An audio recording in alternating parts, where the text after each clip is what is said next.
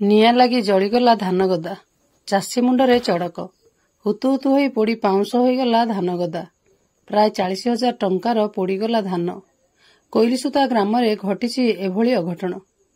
ସୂଚନା ଅନୁଯାୟୀ ହରଭଙ୍ଗା ବ୍ଲକ ରାମଗଡ଼ ପଞ୍ଚାୟତ କୋଇଲିସୁତା ଗ୍ରାମର କୁମ୍ଭ ମହାକୁଡ଼ ନିଜ କ୍ଷେତରେ 2 ଏକରର ଧାନ କାଟି ଗଦା କରିଥିଲେ। ଆଜି ମଧ୍ୟାହ୍ନ ସମୟରେ କୌଣସି କାରଣବଶତଃ କ୍ଷେତରେ ନିଆଁ ଲାଗି ଧାନଗଦାକୁ ଲାଗିଯାଇଥିଲା। ଫଳରେ ଧାନଗଦା ହୁତୁ ହୁତୁ ହୋଇ ପୋଡ଼ିବାରେ ଲାଗିଥିଲା।